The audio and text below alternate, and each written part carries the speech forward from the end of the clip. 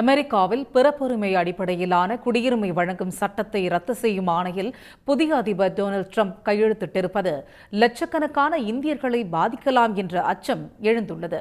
அமெரிக்க அதிபராக இரண்டாவது முறையாக பதவியேற்றுக் கொண்ட டொனால்டு ட்ரம்ப் பல்வேறு முக்கியமான நிர்வாக அறிவிப்புகளில் கையெழுத்திட்டார். அதில் சட்டவிரோதமாக அமெரிக்காவுக்குள் வசிப்போர் பெற்றெடுக்கும் குழந்தைகளுக்கு இயல்பாக கிடைக்கும் அமெரிக்க குடிமகன் என்ற உரிமை ரத்து செய்யப்படும் என்ற அறிவிப்பு கவனத்தை பெற்றுள்ளது.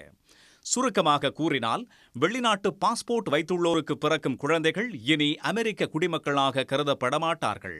அத்துடன் சட்டப்படி அமெரிக்காவுக்குள் வசித்தாலும் தற்காலிகமாக உள்ள சுற்றுலா பயணிகள், மாணவர்கள், பணியாளர் விசாவில் வந்தவர்கள் பெறும் குழந்தைகளுக்கும் இனி அமெரிக்க குடியுரிமை வழங்கப்பட மாட்டாது.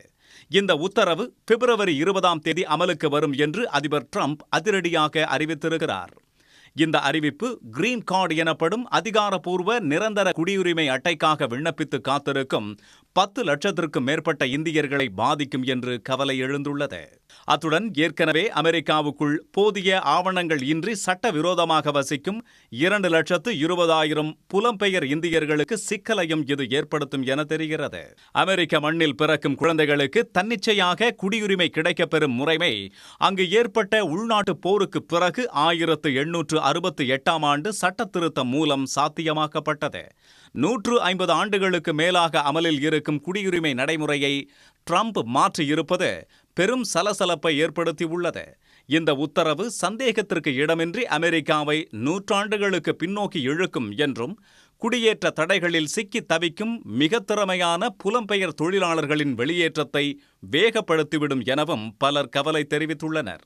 ட்ரம்பின் இந்த அறிவிப்புக்கு கடும் எதிர்ப்பு தெரிவித்துள்ள குடியேற்றம் மற்றும் குடியுரிமைகளுக்கான ஆர்வலர்கள் நியூ ஹாம்ப்ஷயர் நீதிமன்றத்தில் வழக்கு தொடர்ந்துள்ளனர். எனவே இந்த அறிவிப்பு சட்ட ரீதியான எதிர்ப்பை எதிர்கொள்ளும் என்பது உறுதியாகியிருக்கிறது. இன்னொரு புறத்தில் இந்த ஆணை இந்தியாவுக்கு எதிரான வர்த்தக போரை கூட உருவாக்கலாம் என்ற ஐயம் எழுந்துள்ளது. ஏனெனில் இந்தியாவின் உச்சபட்சமான இறக்குமதி வரி தங்களது வர்த்தகத்தை பாதிப்பதாக ட்ரம்ப் தொடர்ந்து குற்றம் சாட்டி வருவதால் குடியுரிமை ரத்து பிரச்சினை இரு நாடுகளுக்கு இடையே வேறு சில சிக்கல்களையும் ஏற்படுத்தலாம் என்ற ஐயம் எழுந்துள்ளது. உடனுக்குடன் செய்திகளை தெரிந்து கொள்ள சன் நியூஸ் பெல் ஐகானை கிளிக் பண்ணுங்க.